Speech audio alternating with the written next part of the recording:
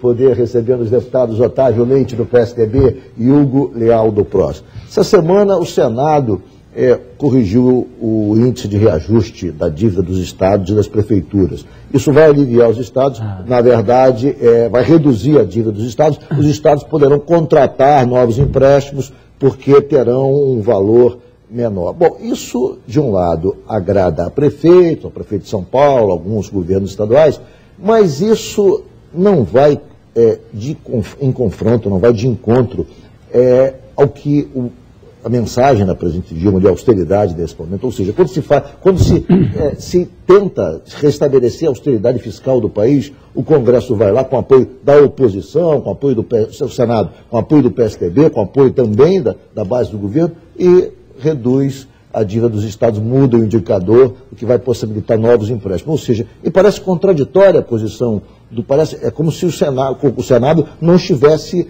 ouvindo o clamor da necessidade de se fazer algum tipo de reajuste nesse momento. Como é que você vê isso, deputado Hugo Leal? Primeiro, a questão é a seguinte: antes de falar da questão do Senado, nós aprovamos também na Câmara dos Deputados a PEC que proporciona um aumento real de 1% no repasse do FPM, do Fundo de Participação dos Municípios. Isso também é um pouco mais de alívio aos municípios. Nós estamos trabalhando com uma questão da lógica da arrecadação central, e cada vez mais a arrecadação central está nessa lógica, e é a lógica que estabelece os parâmetros para você equilibrar os números do país, né? As finanças, equilibrar o que nós buscamos dentro do setor econômico. Agora, quando o Senado faz uma sinalização como essa, ele quer dizer o seguinte: os estados chegaram na sua capacidade maior de investimento e ele precisa tomar novos empréstimos para poder ampliar a sua capacidade de investimento. Infelizmente, o nosso estado do Rio de Janeiro está na mesma situação. Nós estamos hoje, que é um retrato mesmo da realidade econômica, estamos hoje dentro do nosso patamar máximo de comprometimento de empréstimo. E o que significa isso? Significa que a linha de investimento é muito pequena.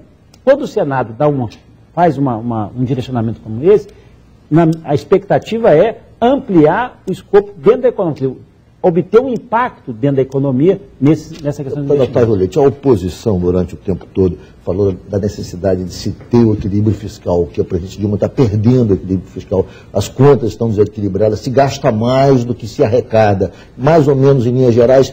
O candidato Aécio bateu muito nisso, é preciso ter gestão, é preciso ter equilíbrio fiscal. Bom, aí os próprios senadores do PSDB aprovam essa medida que vai, na verdade, de encontro a qualquer noção de equilíbrio fiscal. Como é que você vê isso? Não, veja bem. Uma das leis mais importantes que o Brasil tem fez 14 anos, a Lei de Responsabilidade Fiscal.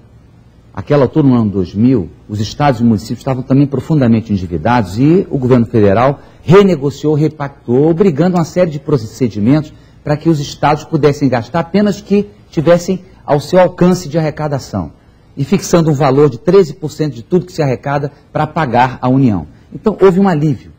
Acontece que há um estoque de dívidas ainda muito grande.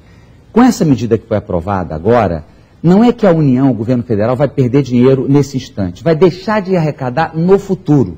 Então, há uma reorganização dessa equação matemática que beneficia estados e municípios. E se vai tirar alguma coisa da União, mesmo que seja no futuro, não está errado. Porque o primo rico é a União. Os estados e municípios, eles vivem na penúria. O que há no país hoje, a gente assiste toda hora, toda semana em Brasília, são prefeitos, governadores de pires nas mãos, atrás de alguns tostões a mais, de fazer inveja aos tempos da ditadura, quando foi estabelecida essa política do pires nas mãos. Porque o governo federal, com mais recursos, passa a ter mais poder político. Essa é que é a verdade. O que foi aprovado não é injusto, é adequado.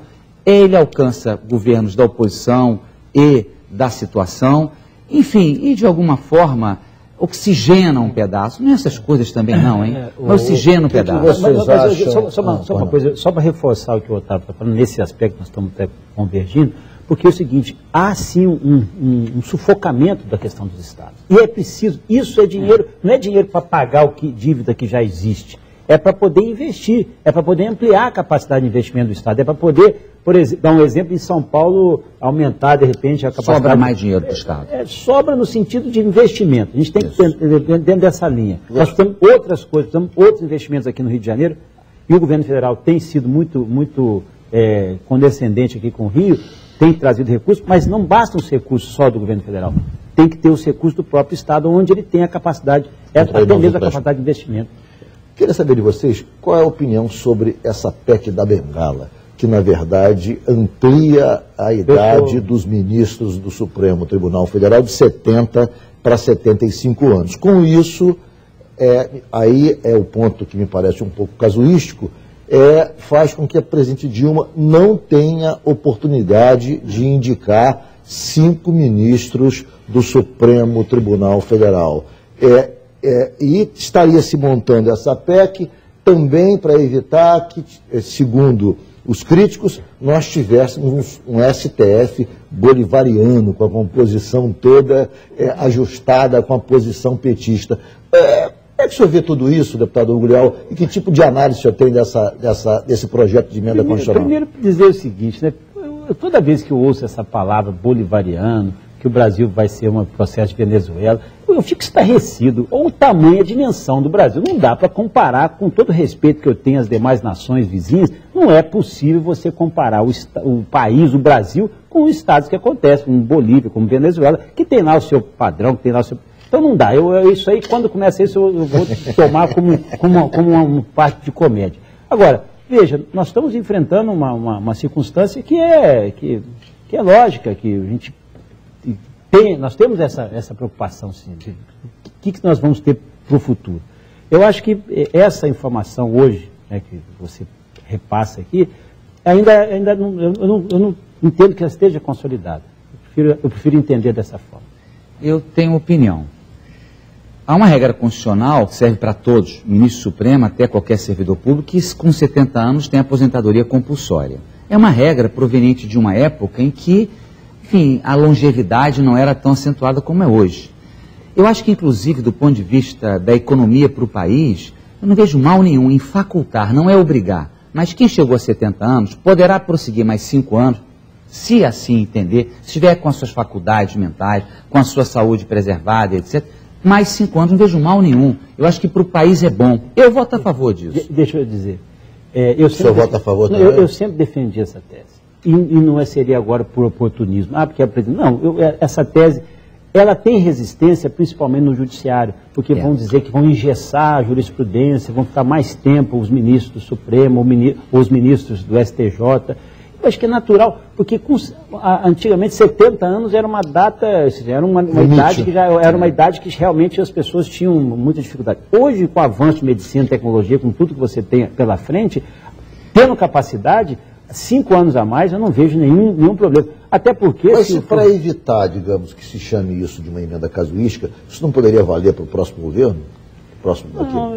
Mas essa PEC, salvo engano, a PEC 473, ela é de 2001 ou 2002. Antiga. É do Sul, do Simão. Sim, Pedro Simão. Vou fazer um rápido intervalo, o Jogo do Poder volta em 1 minuto. Eu vou dizer.